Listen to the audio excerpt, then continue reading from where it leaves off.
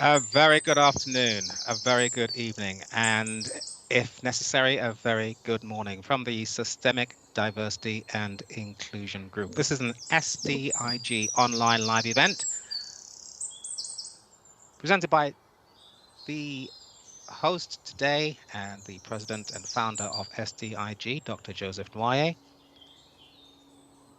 who has three guests, of whom one is currently looking after a new baby, and so he may be with us, but in the meantime, he'll be introducing the two guests who are with us. We'll be talking today about the power of holistic history, looking at holistic history from a 360-degree perspective. Dr. Nwoye's guest today will be Miss Simma Liebermann, Jubanti Dhan Toppo, and hopefully very shortly also Jefferson G. Toppo, Senior. Jubanti is an advocate for peace, equity, and social justice. She specialized in adult education philosophies and practices. She practices all aspects of project management, HR management, and innovative community development. Simma Liebermann is an absolute rock of diversity and inclusion. I think that's the best expression to use. She certainly has been a supporter and one of the most frequent attendees on SDIG panels for some time. Simma received the Global Diversity Leadership Award from the World HRD Congress in Mumbai in 2017. She is an expert in organizational culture transformation, inclusive leadership, cultural intelligence, diversity and inclusion strategy. She also has a radio podcast, Everyday Conversations on Race for Everyday People. And you can find her at www.simmaliebermann.com. This is Sadly in London. I'm going to hand you over now to our president and founder of SDIG, Dr. Joseph Nwoye. Dr. Nwoye. Thank you very much, Mr. Adam. It's an honor to welcome these ladies who I have known, and they have incredible talents. And I think that they're going to give us a brief based on some of the things we have to discuss today. Today, as you know, we're going to begin by essentially talking about SDIG. SDIG came as a result of research, our understanding of human beings and how human beings behave.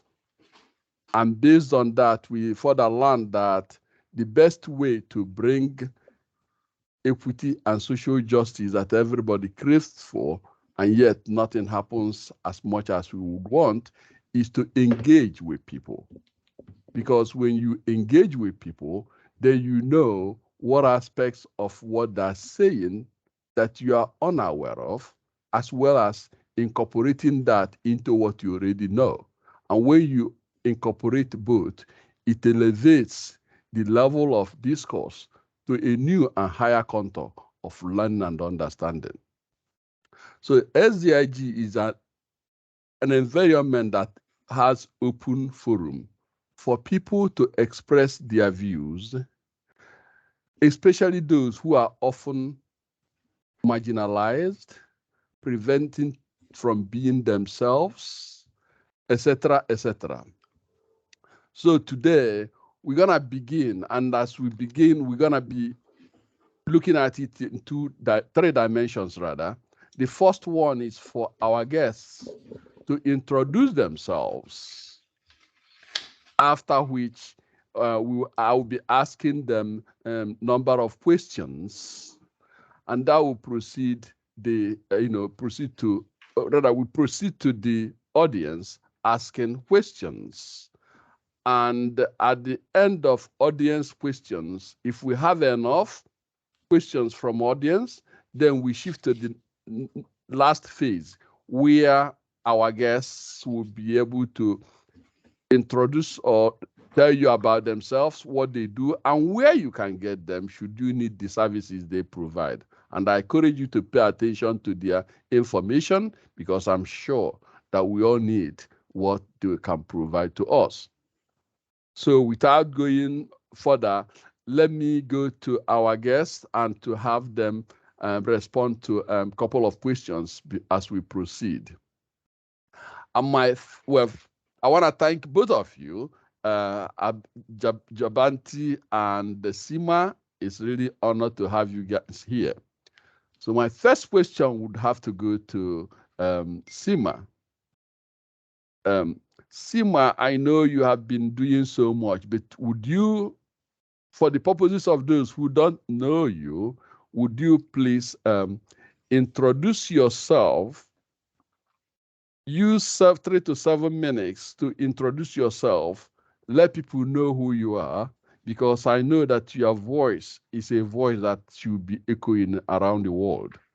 So with that said, Simma, could you go? Yes. Hi. I'm Simma Liebermann. I'm located in Berkeley, California, and I help create inclusive cultures in organizations and in communities. And I've been doing this work for almost for 30 years. So I've been doing it for quite a while. I've been seeing a lot of different changes in diversity and inclusion. It started out as diversity. It was originally the idea was originally founded basically by the late Roosevelt Thomas. And since it was diversity, then it has moved on to inclusion, belonging, equity, but it's all around creating cultures where everybody can do their best work, where everybody feels welcome, where everybody belongs, and where everybody has equal opportunities to succeed, and they have the tools that they need in order to be able to succeed. I also have a podcast, which is Everyday Conversations on Race for Everyday People, where I bring people together across race to have cross-race conversations. And our mission is to eliminate fear of differences, stop hate and racism, and spread love across the globe. I've worked with organizations from corporations, community associations, nonprofits, and also individual and small individual groups. The way that I came into this work is, I think one of the questions you asked, Joseph, was what made us get involved in this work. And for me, it started when I was really young. I'm Jewish. I was raised in the Bronx in a working class family. And most of the people around me at the time were Jewish. One day I was in synagogue during one of the holiest day of the year, Yom Kippur, which is the holiest day of the year for Jewish people, where we pray and we fast. And I was 8 years old. I remember I was with my father in synagogue when all of a sudden our synagogue got attacked by these young white boys from somewhere in the neighborhood, calling us names, calling us, bad names for Jewish people, Kaik, Shini, telling us to go back where we came from. And I was afraid. I remember I was so scared when they attacked us.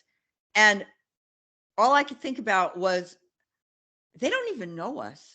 How could they hate us if they don't know us? And for some reason, at that early age, I decided that what I wanted to do was, I wanted to get to know people who were different than me. And I wanted them to know me, because I thought that when people got to know each other, then they couldn't hate me and I wouldn't be afraid of them. And then I also realized at that age that, because as I started getting a little bit older, I started spending a lot of time with people who were different than me, people who were Black, people who were brown, people from all different backgrounds. And I realized that for me as a Jewish person, and at the time it wasn't that long after the Holocaust, so we had people in our neighborhood who had numbers on their arms. They'd been tattooed in the concentration camps. They'd been through the concentration camps, and we heard a lot of stories. And I felt that for me, that the only way that I was going to feel safe was if it was safe for everybody, and that my safety was really dependent on other people being safe, and that I knew I felt safer when I was with other people who had also been oppressed in different ways, who had also been attacked, who were also targeted. And that's how I started getting involved at an early age in the civil rights movement. I started out in the civil rights movement. I went on the March on Washington in 1963 with Martin Luther King. And that day changed my life. I was really young. I wish I could tell you that I remembered his I Have a Dream speech, but I was really young. I was, not really paying that much attention to what people were saying. But just the idea that there were so many people who looked so different from each other, and that we were all there to create a better world. And that's what got me started in my work.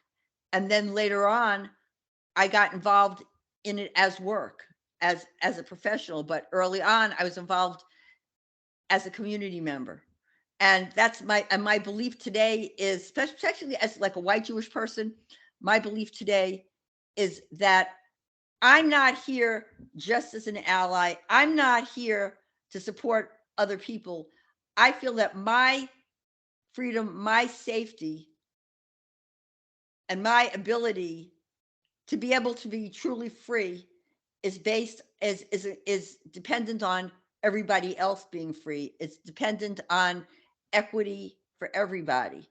And so that's how I got involved in this work, and I continue on, and it's my life, it's my passion.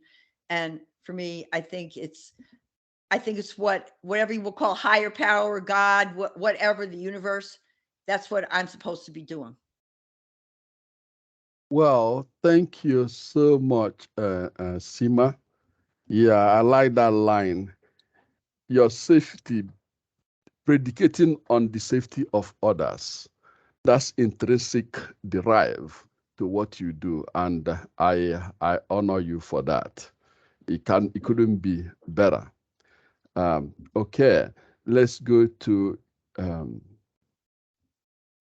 Cynthia. Could you answer the same question, that is, reflecting on yourself, use 3 to 7 minutes sort of elevation speech to discuss about what propelled you to this. But first of all, tell us who you are, tell us how you came to this point, and tell us, just as Simma had said, now we know where Simma is coming from.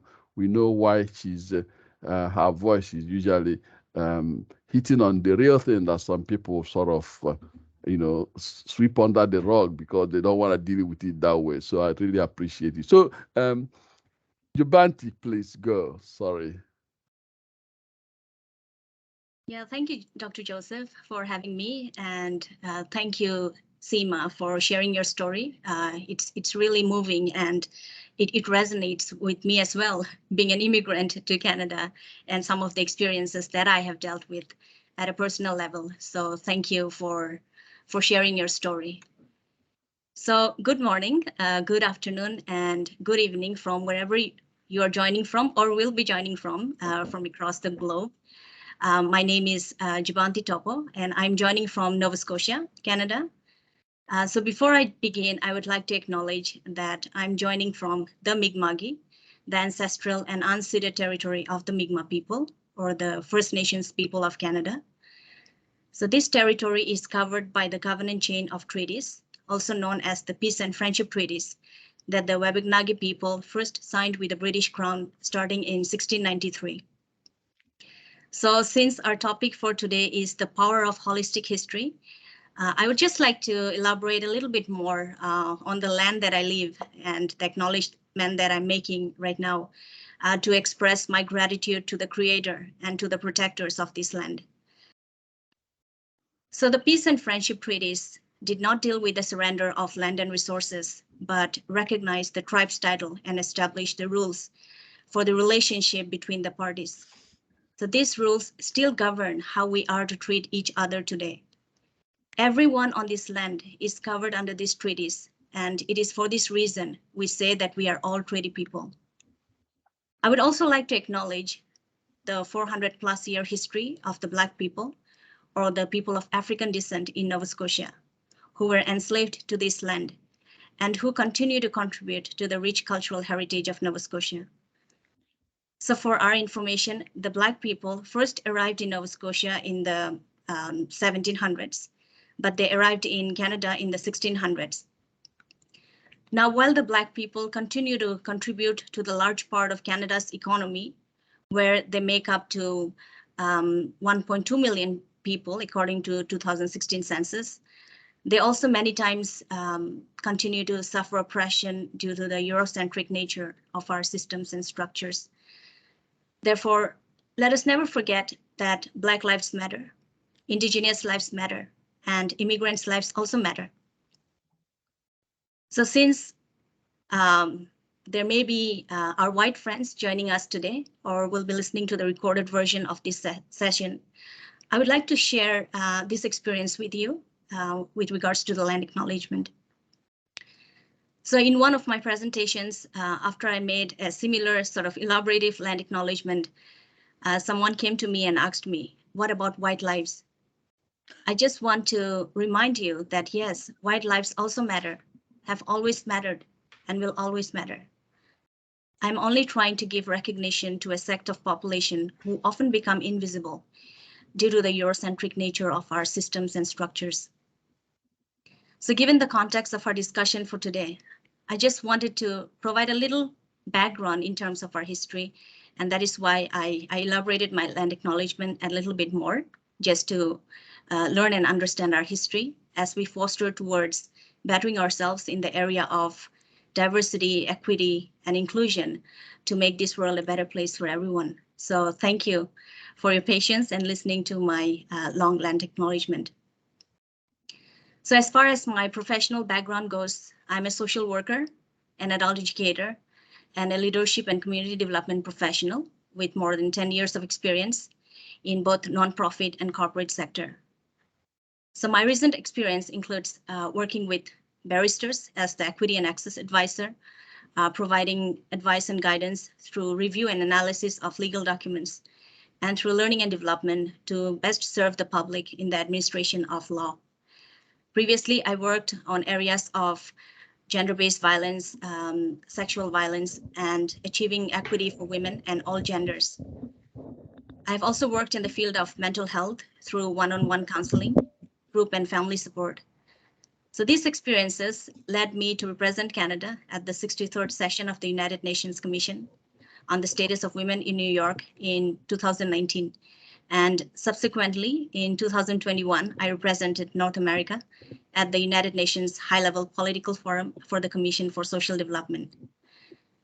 So what led me to this challenging work in the area of diversity and inclusive leadership is that I think it was not a deliberate and planned out decision, but something that happened to me as a result of my personal experience and professional background and my experiences of working with diverse people who experience inequities in their everyday life in different workplaces and in the community in general.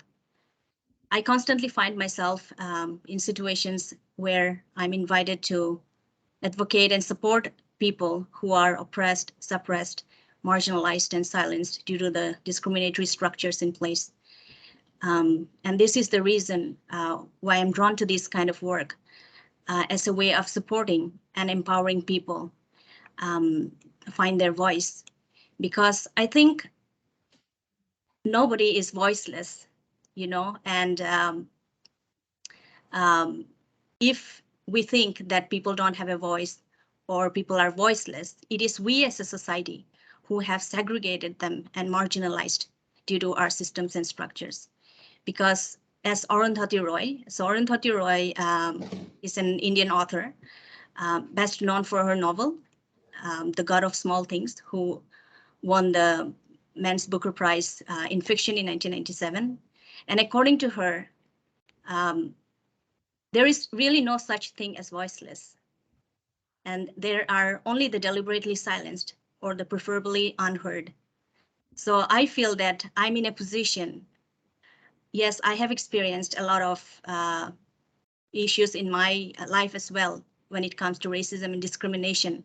But I think I am in a privileged position to be able to speak about my experiences through my work, through forums like this.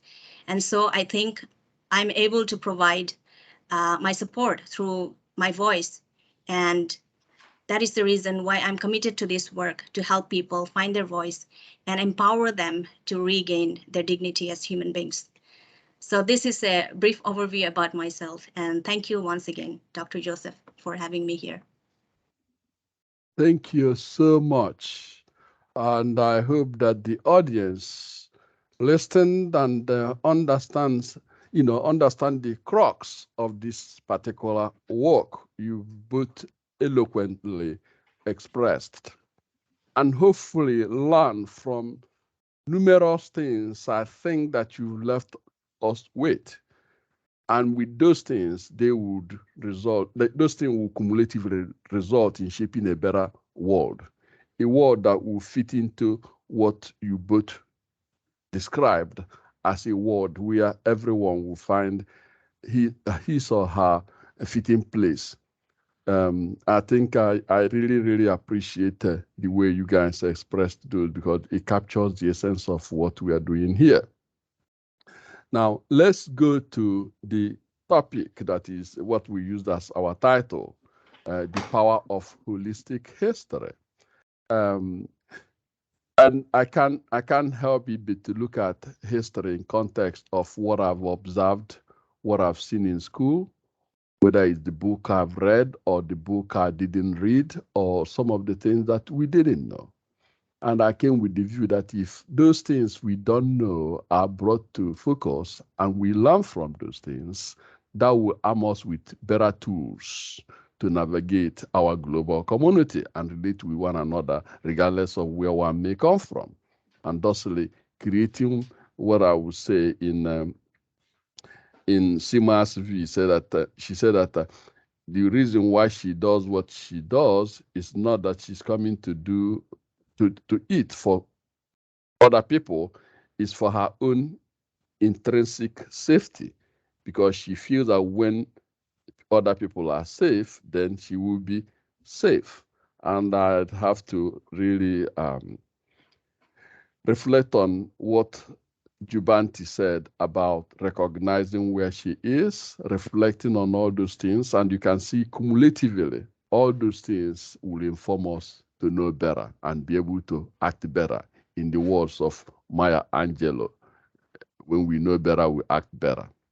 Now, the holistic history, as I indicated, I remember when the war was waging against Afrocentric curriculum.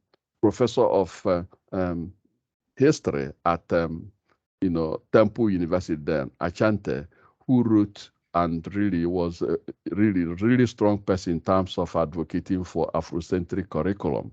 His reason were, among others, that we know about theories that inform us about how we learn. He capitalized on cognitivist theory, which is, is groomed under the premise that when you get to what somebody knows, then you'll be able to help the person connect what he or she knows to what the person doesn't know. And by so doing, you create more conceptualized learning. Now, the criticism was that the Eurocentric curriculum sort of didn't even reflect African American views, didn't reflect Hispanic views. It's just based on things that are really foreign. As a result, and that's part of the reason why you see when they say certain people don't perform well, that's the crux of it. Educators know better.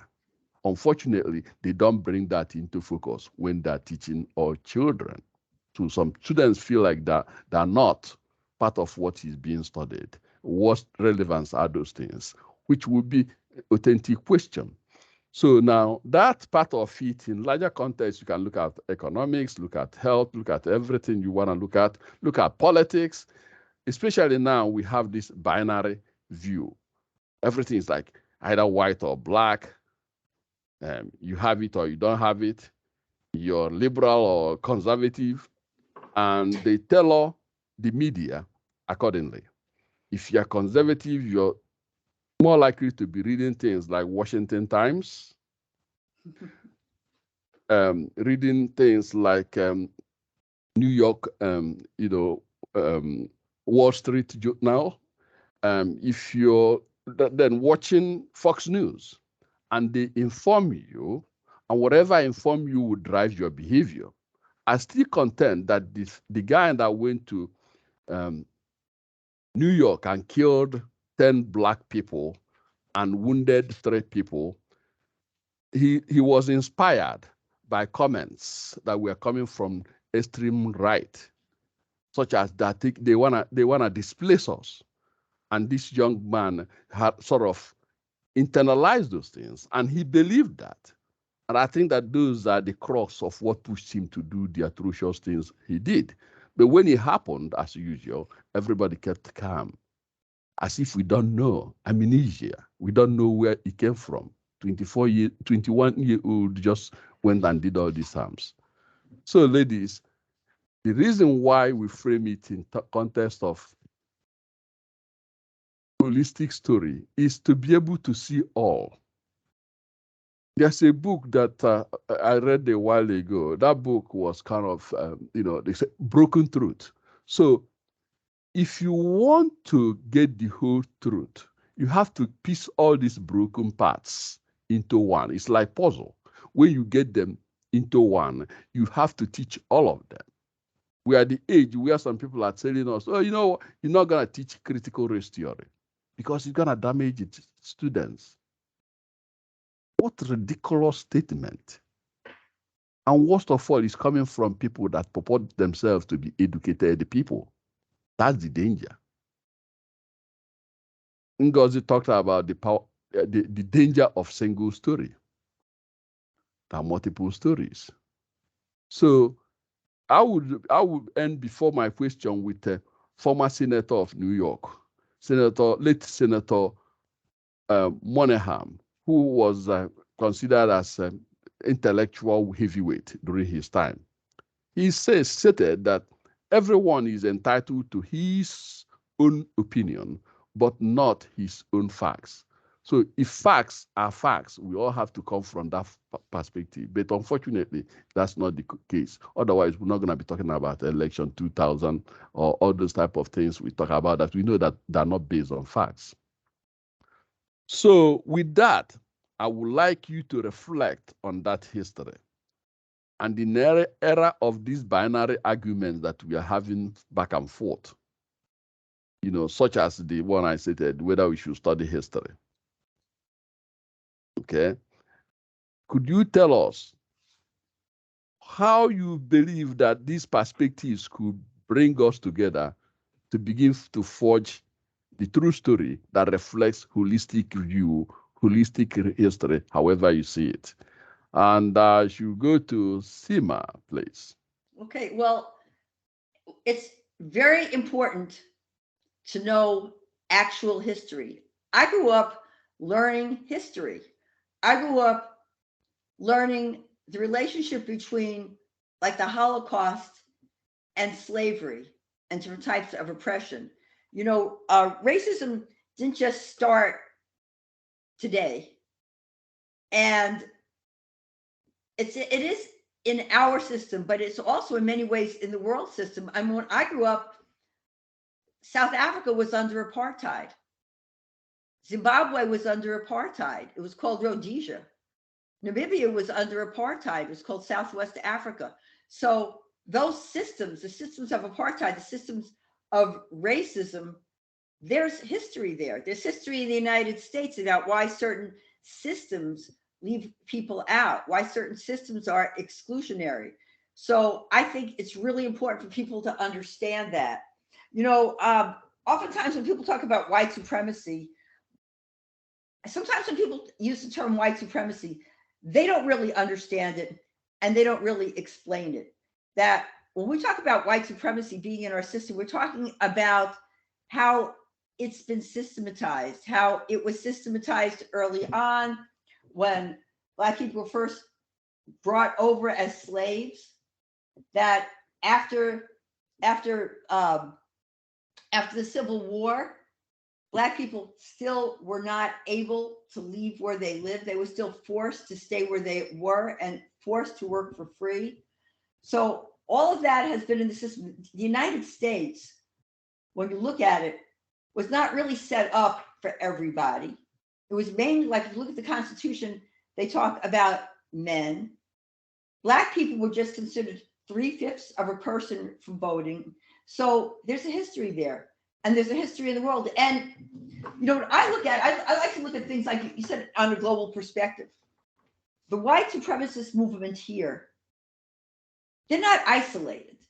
They're connected to white supremacist movements in Germany, white supremacist movements in Europe, white supremacist movements in other parts of the world. So you could say in a way, they're not ethnocentric, they're global. They have global hate.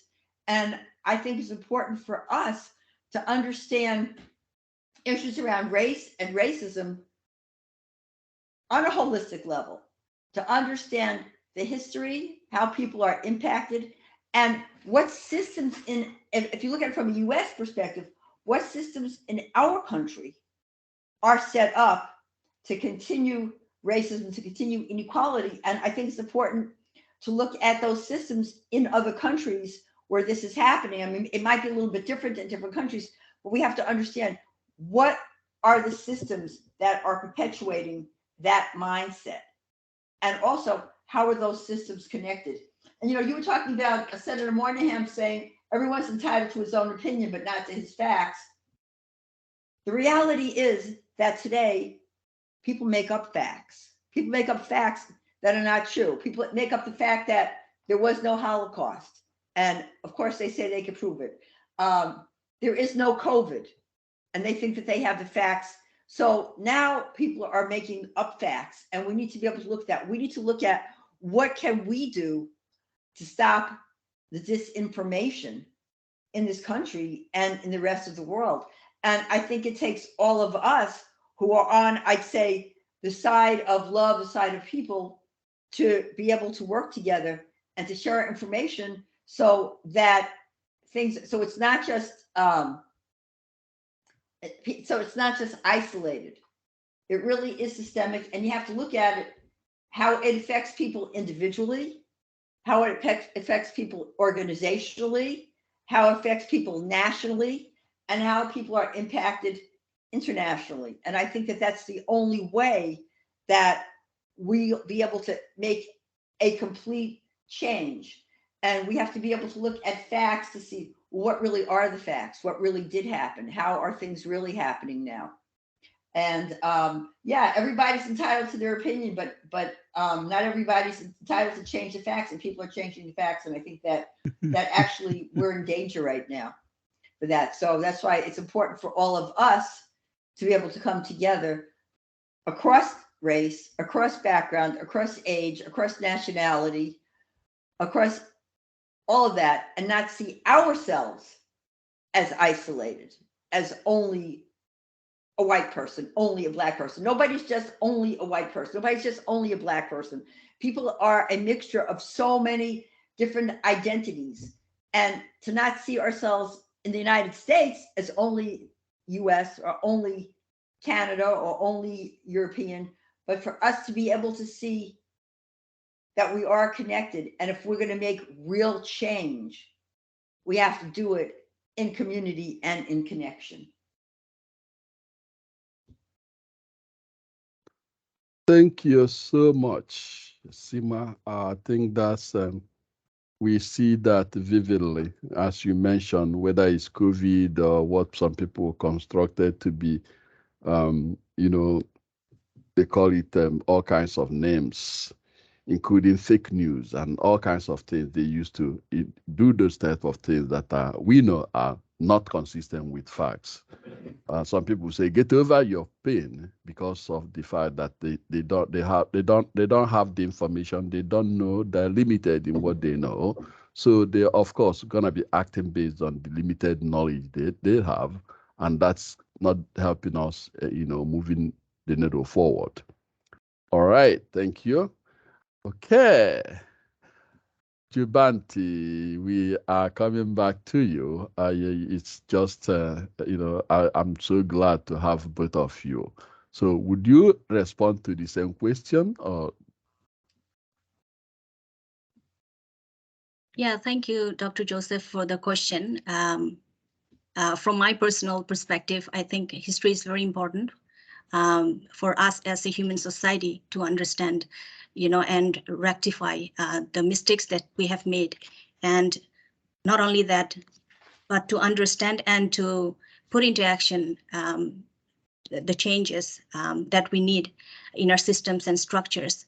So my personal perspective is that we need to know the history, we need to understand the history, and only then can we sort of make those necessary changes in every realm of our society, be it the education sector or the healthcare or the public or private employment, whatever sector that we may be working with. But before we delve into reflecting the assertion made by Senator Moynihan, late Senator Moynihan, everyone is entitled to his own opinion, but not to his facts. Yes, it is important that we have our own opinion, but we cannot deny the facts, like as Simma just put it, we cannot deny the fact that the Holocaust didn't happen. And we as human beings, I think we have the innate ability to differentiate the good and the bad, the facts and the lies. And I think what is happening right now, especially in the context of diversity, equity, and inclusion, is that I think we are choosing to be ignorant. We know what the facts are, because I think we are living in an era where we have all the information that we need right at our doorstep, through the internet, through all these different mediums in the school system. But I think we are choosing, we are choosing to be ignorant. So I think we need to rectify that as the human society, but to the assertion made by late Senator Moynihan, everyone is entitled to his own facts, but not to his facts. It is important for us also to understand the context, the time, and the era this expression was made by him. The objective behind it and its impact that led to spur a civil discourse. So we must understand that late Senator Moynihan's approach to issues of his day were very unconventional in nature, much like how it is unconventional for us to be doing all these things right now. If we look at the history of his work, he was the one who advocated against the Defense Marriage Act, and that was during his time in the 1960s. And as the act was against same-sex marriage, he worked at the time of war on poverty. So war on poverty was basically the unofficial name for legislation first introduced by United States President Lyndon B. Johnson during his State of the Union address in 1964. So this legislation was proposed by Johnson in response to a national poverty rate of around 19%, so which was negatively affecting the public, especially the Black and the racialized population. So in fact, even the term Negro was still used to address the Black people, and it was considered normal, So it was during this time the Moynihan report was published. And since the term Negro was still being used, his title to his report, which later came to be known as the Moynihan's report, but the publication was named as The Negro Family, The Case for National Action. So this report was basically addressing the issues of poverty experienced by Black community in the United States due to discrimination. So Senator Moynihan also reminded us that culture, or rather inclusive culture, during his time, inclusive culture, not politics, determines the success of our society. So despite of many controversies, of course, because it's a political realm, to Moynihan's work, some things are still relevant to this present day when we look at issues such as the LGBTQ plus people's rights or women's right to abortion and so on. So it makes us wonder, actually, what has changed. So anyway, these are perhaps topics for discussion for another time, but just wanted to set a context before delving into the discussion of the importance of history and how it is important for us as a society to acknowledge it and to put our minds into it as a society, rather than looking at things from a perspective that is not helpful, and it is not helpful for our children, for our children's children. So in the context of that, I would just like to, because my background is education, I just wanted to sort of elaborate a little bit more on the critical race theory that you just mentioned. So this is also, I think, due to the lack of our understanding, or maybe because we have chosen to be ignorant. Because if we look at the critical race theory, it is important for us to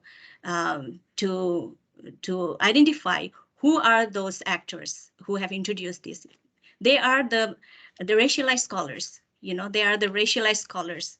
So from South America, from the United States, African Americans like Kimberly Crenshaw, Darrell Bell, Alan Freeman, Richard DiGaldo, and few others, because they saw it and they wanted to understand racism from an academic viewpoint. So I just wanted to sort of elaborate a little bit more for the viewers to understand what it is, because a lot of the things that happen in the United States, it is relevant to other Western countries and to the other parts of the world as well. So the critical race theory is an academic framework of analysis, grounded in critical theory. So it is basically very academic in nature, just for us to understand the framework, which originated, I think, in the 1970s. Don't quote me on that. I think in the 1970s or 1975, maybe, in the writings of these scholars. And Derek Bell was a pioneering scholar who died in 2011, spent decades, exploring what it would mean to understand racism as a permanent feature of the American life. So he's often called the godfather of critical race theory, but the term was coined by Kimberly Crenshaw in the 1980s. So they used an intersectional approach to their analysis, so which means human social identities such as race, religion, gender, disabilities, economic status, and so on are not independent of each other, but they coexist when analyzing the legal systems and the structures in place, and how they determine the positioning of human beings in a certain strata of the society. In our conversation today, it is in the context of the American society. So the critical race theory is basically a methodology, just to understand racism as a permanent feature of American life. So it is not indoctrinating or propagating hate and crime against each other, but we as people, because of our self-interest, we have chosen to sort of perceive that way, and therefore we are choosing to ignore history. We are choosing to resist the facts and the truth that we know. So, and if people have interpreted it that way, and if we are choosing to perceive it that way, that is my understanding, that I think it is purely due to ignorance and lack of understanding and lack of knowledge around this framework that these scholars were trying to educate us and try to create that awareness. So I think we must understand who are those people who are showing resistance to this methodology. And most often what we see in our present day is, I think, generally, they are the privileged white people who probably have never experienced exclusion, like the Black or the racialized people, and who were not deprived of freedom in their life. So, for example, just to sort of help you understand or put things in perspective, if I have to use a critical theory, so the critical race theory was stems from the critical theory in the academic realm of things. So if I have to use a critical theory in understanding today's session, say, for example, when using a gender equity lens, I would question the word history, for example, in the title. So the power of holistic history, so which means his story. So I would ask, when using a gender equity lens, I would ask, what about her story? You know, so, and if we go further, if we go further, a non-binary person would say, what about their story? You see, and to go even more further, I would say, what about our stories? So building on our today's session using a critical lens, we may want to title our next session, The Power of Our Stories. Or someone may have, I think, even a better title than this, you know, because we're constantly learning and evolving as human beings. If we choose to do that, if we choose to strive towards change. So what I'm trying to get to is that the critical race theory it's just a framework for us to understand that these scholars have put forward a methodology designed to use in understanding race and racism, and not an indoctrination towards crime and hate. Of course, it will all depend how we execute the framework and how we choose to educate the public and educate our children. But this is the underlying objective behind the development of the critical race theory. And so I just wanted to sort of put it out there so that we understand the context and we move forward in a positive attitude and perceive things in that way when we are trying to achieve diversity, equity, and inclusion. Hey, Joseph, can I say something? I thought what you said was brilliant. And also, I think it's important to note that there's one side of people in this country, like you talk about, very privileged white people who are spreading ignorance and spreading fear. Critical race theory is really not taught in schools. It is taught in law schools for people to understand the role of race in the criminal justice system and the history of race and racism in the criminal justice system. It is not taught in schools. And what has happened, I feel, or what I see, is that the people who are pushing this ignorance and fear have been allowed to define critical race theory as anything talking about race, and as though like it's a bad thing.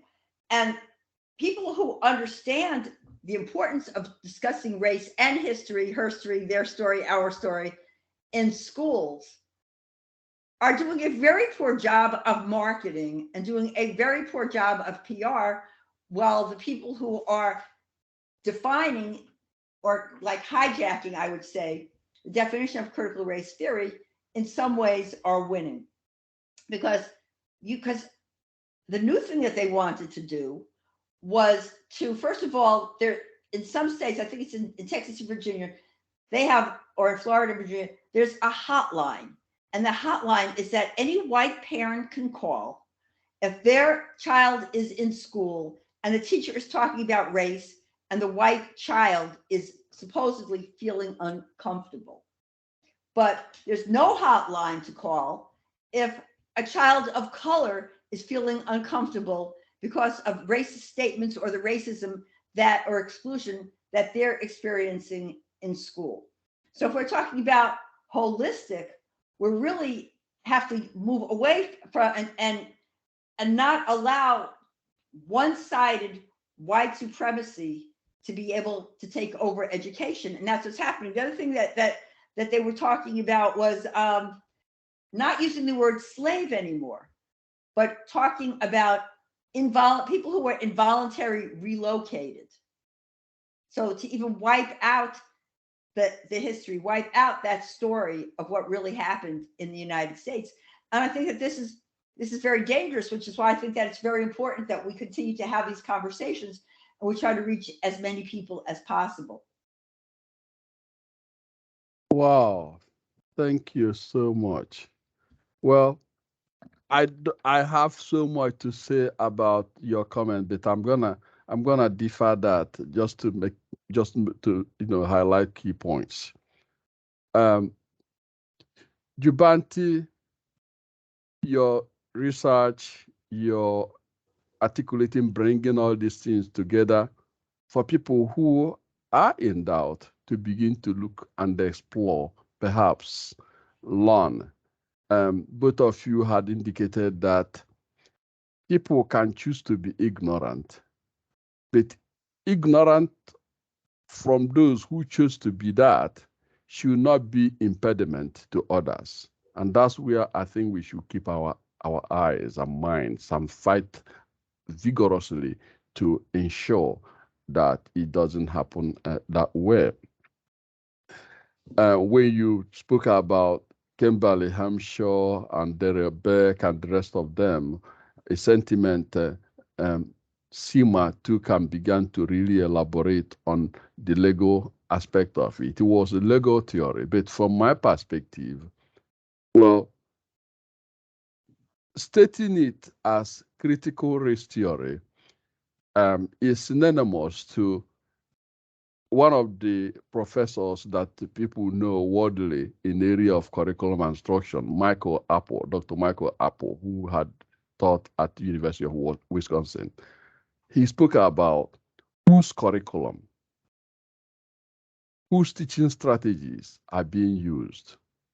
And then you go back to what both of you were elaborating on. On the side of Simma talked about a white person having a means to call, to say parents called and say, this is what the child is explaining. And she coined another question which she asked, how many black people along that line, how many black people call to say on comfort level they see? I might even go further to say, how many people call on what they see that is perpetual, that is watching atrocious things done to black people? It affects their psychology, it affects their social being, it affects the sort of what some people will say empowerment. How can you empower somebody who you disempower in all ways, make the person feel inferior? How could you empower those people? So those are not even reflected in the equation. People are just simply saying to teach about history. Why wouldn't we discuss those things? So just want to make those comments. I would have liked to follow up with questions, but I don't want to go there. Let's shift to the audience to see if we can get some questions from audience.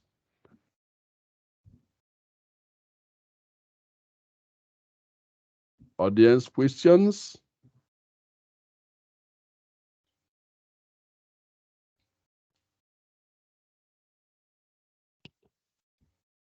Thank you, Dr. Nwoye. We have a comment here from Robert, who is with us at the moment, and excuse me. And he says, RuPaul Charles has introduced her story, i.e. her story, into pop culture in the last 15 to 20 years.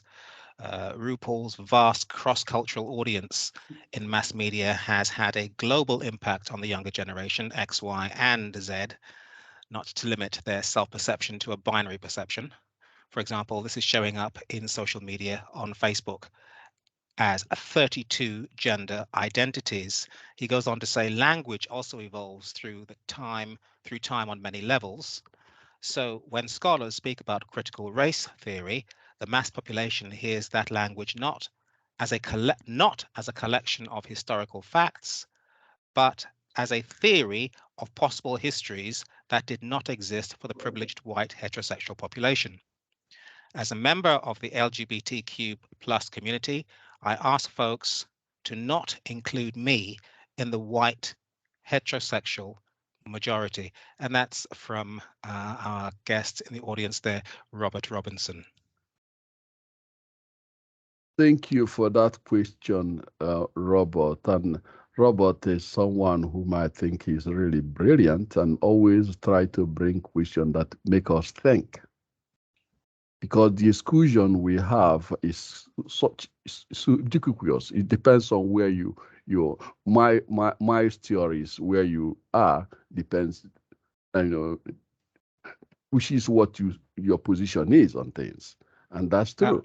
And those who are marginalized, whose voices are not heard, it's really important that we bring all those things into the equation to reflect what we are looking at holistic history, holistic experience, whatever term you want to use, holistic. And I want to tap on, go ahead. So Robert goes on to say, so therefore CRT, critical race theory, needs branding in a new way. And that's where he completes his comments. Just to let you know, we have 5 minutes left in this recording. We will be wrapping up in about 5 minutes, and we encourage people to stay with us after that if they wish to spend a few minutes with Dr. Nwoye's guest, Jubanti Dhan Toppo and Simma Liebermann. Okay, I'm gonna just take a minute, and that's to say, thank you, Robert, for reminding us. I think he goes back to what the term intersectionality. I know Roberta at University of Canada also, and other people who have pushed for the intersectionality, because when we use that intersectionality to reflect on those things, it will be encompassing. Intersectionality, Kimberly Crenshaw first used it in terms of describing the atrocious mistreatment of Black women. So when they say women or equality, they look at it in context of white sin. But there are some other things that are not, white people are not exposed, white women that are factored into the equation that continue to torment or sort of put Black women in a very devastating situation. So I would argue that we should begin to look into intersectionality, using it because we know we have some certain elements of various issues we have to deal with, but intersectionality brings all those together. And if we can understand it that way, that will be fitting for the holistic approach that we are looking at today. So having said that, I think I'm going to shift gear to our audience. I want to thank you from the bottom of my heart. You are both great. And I think you guys are just what the doctor prescribed. So I want you to just indicate where you are, how people can get you, and then we'll move forward. Let's go first to Simma. Hi. Okay. The way to reach me, I'm actually a consultant. I help create inclusive cultures. So I consult and I facilitate and I bring people together across differences to have meaningful conversations, which is what we're doing now. And you can reach me, Simma, SIMMA, at simmaliebermann.com, LIEBERMAN. You can just go to my website, simmaliebermann.com. Hit me up on social media at The Inclusionist. My brand is The Inclusionist, at The Inclusionist on Twitter. I'm on Facebook, LinkedIn, and Instagram. And I would really love if you would if you would listen into my podcast, which is Everyday Conversations on Race for Everyday People. And it is at www.raceconvo.com. And if you want to hear some deep, meaningful cross-race conversations, then please check into the show. And I would love to know what you think. And maybe you might want to be on the show. Thank you very much. And let's go to our Jubanti. Jubanti, I must say that Jubanti has really worked in a number of things with us. She has been stellar. I often try to just speak her mind because she has a great mind. So let's go to Jubanti to repeat the same thing, tell them about her, where she can be seen. And you guys are lifetime members of SDIG. Jubanti. Thank you, Dr. Joseph. Before I go on to give my contact information, one thing I have understood doing this work is that there is no quick fix to our complex human problems, but nothing is impossible. I think we have started our mission and we are in this journey together. As we know, we as humankind have achieved so much in the social, political, and economic realm of things, from learning how to fly in the air to dominating the sea. We just have to come together to start working in unity, to learn how to live on land, I guess, where diversity is our identity and unity is our strength. So thank you, Dr. Joseph, for creating this platform and helping us put forward our views and educating ourselves as well as the audience. I feel that the SDIG very much exemplifies this vision through your values by advocating for equality, equity, open communication, and social justice. You provide a platform to share our collective knowledge and experiences to foster social justice and a environment of honest, safe, courageous, and respectful conversations, which is very much needed in today's society if we want to achieve what we are in a mission to achieve. So thank you for doing that as an organization by bringing people from all around the world together through this platform. Thank you so much. Before I end, I would like to share this quote by Maya Angelou, which is also our underlying principle at SDIG. Just to reiterate what Dr. Joseph said during this session. So do the best you can until you know better. And when you know better, you do better. So thank you for this very good underlying principle that you have, which resonates, I think will resonate with every one of us. So currently I'm working as a consultant, volunteering with organizations in both nonprofit and corporate sector through learning and development initiatives on topics such as inclusive leadership, power and privilege, unconscious bias, and unity in diversity. So if I can be of help in any way to you as an individual or as an organization, please feel free to reach out to me. My main social media presence is through LinkedIn at Jubanti Dhan Toppo at linkedin.com. So thank you once again, and wish you the very best in this work. Thank you.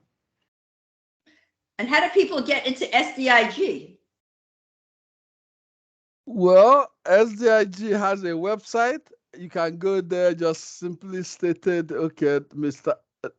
Adam, he's always very good at doing this. You have zillions of ways you can get to SDIG. You can see it at the first one. Just use the SDIG news.news /events. That would give you avenue to all the things we do. And of course, we have our journal, which is going to be coming out in, if not the last week of July, it will definitely come out the first week of August, maybe first day of August. So if you have anything to submit to that particular journal, you're encouraged to do that while the sun shines. And then, of course, you have Facebook, you have LinkedIn. Wow. Simma, we have a lot of that. You asked that question, I'm kind of, she should have all those things in her fingertips. So I hope that you get it. And if you have any question further, let me know. All right. Well, in absence of questions, I want to thank our great speakers tonight. This afternoon. There are people I admire. They never miss. They are just excellent. Thank you very much for participating on this. Thank you so much for having me. I love being part of SDIG. I think it's a really important organization, and thank you. Thank you. You're welcome. Thank you very much indeed, Dr. Nwoye. And from our guests here at SDIG, this has been The Power of Holistic History, an SDIG live event presented by Dr. Joseph Nwoye, founder and president of SDIG, and featuring today Ms. Jubanti Dhan Toppo and Ms. Simma Liebermann. This is the SDIG Data and Enterprise team in London, leaving you with a little of our favorite. Yes, indeed. It's Bob Marley. Good afternoon, good evening, and good night.